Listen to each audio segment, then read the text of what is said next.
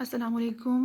اب میں یہ نوٹس جو ہیں وہ آپ سے شیئر کرنے جا رہی ہوں تنقید بک کے، اور کسی نے مجھے کمنٹ کیا تھا کہ نفسیاتی تنقید، جو کہ ابھی کافی آگے جا کے ٹاپک آنا تھا، لیکن ان کی ریکویسٹ پہ میں پہلے اس کی ویڈیو بنا رہی ہوں۔ اور نفسیاتی تنقید کہتے کسے ہیں، پہلے اس کا ہم انٹرو پڑھتے ہیں۔ نفسیاتی تنقید کے تحت ناقد کسی شاعر یا مصنف کی پوری زندگی کے حالات کا نفسیاتی طور پر مطالعہ کرتا ہے۔ یہ تنقید فرائیڈ کے نظریے پر منحصر ہے۔ اگر ناقد ایسا کرنے میں کامیاب ہو جاتا ہے تو وہ اس کی تخلیقی علامات کو بخوبی سمجھ سکتا ہے۔ یہ طریقہ تنقید بہت دلچسپ رہا ہے، مگر اس کے نتائج بہت زیادہ مفید ثابت نہیں ہوتے ہیں، کیونکہ شاعری کی نفسیاتی کیفیات کا مطالعہ کرنا آسان کام نہیں ہے۔ نفسیاتی کیفیات کی تعریف علماء نے مختلف انداز میں کی ہے۔ کچھ لوگ نفسیات کو انسانی خیالات اور تصورات کا علم کہتے ہیں، کچھ لوگ نفسیات کو محض انسانی دماغ کا مطالعہ قرار دیتے ہیں۔ ادب چونکہ دوسرے انسانی اعمال کی طرح ایک انسانی عمل ہے، اس میں انسان کے جذبات، تصورات شامل ہوتے ہیں، اس لیے ادب کی نفسیاتی بنیادوں سے انکار نہیں کیا جا سکتا۔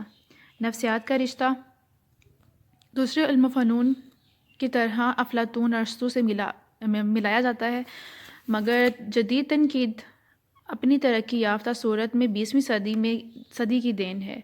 کسی ادب پارے کو نفسیاتی نقطہ نظر سے دو طرح دیکھا جاتا ہے، ایک عام نفسیات کی روشنی میں، اور دوسرا نفسیات کے نظریے میں فرائیڈ، ایڈلر اور پنگ کے نظریے کے مطابق۔ نفسیات کے نظریے میں فرائیڈ، ایڈلر اور ینگ کے نظریے میں نفسیات بنیادی طور پر انسان کے داخلی پہلوؤں کی نشاندہی اور تجزیہ کرتی ہے۔ اس میں فرائیڈ، ایڈلر اور ینگ جو ہیں وہ کیا ہیں، تنقید نگار ہیں، یہ ان کے بارے میں کہا جا رہا ہے، اور یہ کم و بیش انسان کے جذبہ اور تاثیر یا انسان کے ذہن سے وابستہ رہتی ہے۔ نفسیاتی تنقید کی شاخیں مختلف ہیں۔ مثلاً جمالیاتی تنقید کے بعض میلانات میں روحانی تنقید اور تاثیر ذہن اور شخصیت پر زور دیا جاتا ہے، اسی لیے اس میں تنقیدی نفسیات کی جھلک نظر آتی ہے۔ نفسیاتی تنقید ادب پارے سے زیادہ ادیب کی شخصیت کا تجزیہ کرتی ہے اور خارجی محرکات سے زیادہ داخلی محرکات پر زور دیتی ہے۔ خارجی محرکات وہ ہوں گے جو اس کی خصوصیات پائی جاتی ہیں ان کی شاعری میں، ان سے زیادہ جو ان کے دل کی کیفیات اور ان کے حالات زندگی ہوتے ہیں ان کے بارے میں زیادہ زور دیتی ہے۔ یہ تنقید انفرادیت کے گرد گھومتی ہے۔ فرائیڈ، ایڈلر اور ینگ کے نظریات۔ نفسیاتی تنقید کو سمجھنے کے لیے فرائیڈ، ایڈلر اور ینگ کے نظریات کو سمجھنا ضروری ہے۔ فرائیڈ نے انسانی ذہن کو 3 حصوں میں تقسیم کیا ہے، شعور، تحت الشعور اور لاشعور۔ شعور کیا ہے؟ ہمارے ذہن کا وہ حصہ جہاں ہماری معلومات اور علم، یقین واضح رہتا ہے، اس کو شعور کہتے ہیں۔ ٹھیک ہے، ابھی جو میں کر رہی ہوں یہ اپنے شعور میں، اس کو میں جانتی ہوں میں کیا کر رہی ہوں، تو یہ کیا چیز ہوئی ہے، وہ ہمارا شعور ہے، اس وقت جس کے بارے میں ہمیں سب کچھ معلوم ہے۔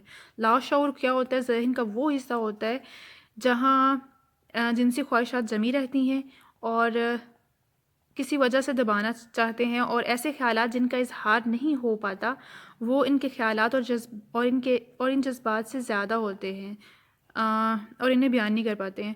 لاشعور جو ہوتا ہے وہ چیزیں جن کو ہم ظاہر نہیں کر سکتے ہیں لیکن وہ ہمارے اندر ہوتی ہیں، وہ لاشعور میں ہو جائیں گی۔ تحت الشعور کو عقل سے زیادہ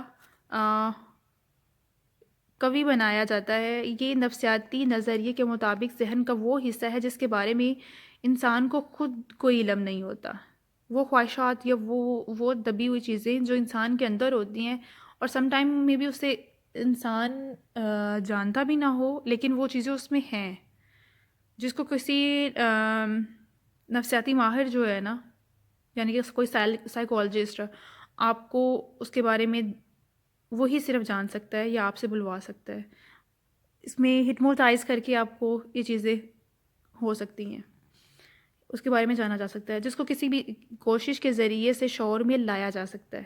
یہ چیز وہی آ جاتی ہے. اور اس میں کچھ بھی ہے نفس ضابطہ کے تحت ابتدائی بچپن سے محسوسات، تجربات، خواہشات اور آرزو کی صورت میں جمع ہوتا ہے. یعنی کہ یہ آپ کے بچپن سے لے کے اس ٹائم تک کوئی بھی چیز ایسی چیز جو آپ کے اندر اسٹک ہو گئی ہے اور وہ آپ کے شعور میں نہیں ہے لیکن وہ تحت الشعور میں ضرور ہے، جسے ماہر نفسیات ہی جو ہے نا وہ آپ جان سکتے ہیں. فرائڈ کے خیال کے مطابق انسانی ذہن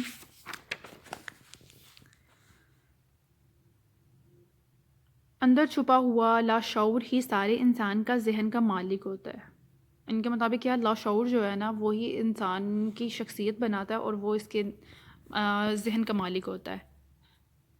ایڈلر کو کسی حد تک فرائڈ کے نظریے سے اختلاف ہے. ایڈلر بچپن کی زندگی کو اہم قرار دیتا ہے، اس کے خیال میں انسان کی پوری شخصیت بچپن کی زندگی سے وابستہ ہوتی ہے. ایڈلر کے ہاں بنیادی طور پر قوت حاصل کرنے کے جذبے کو اہمیت حاصل ہے.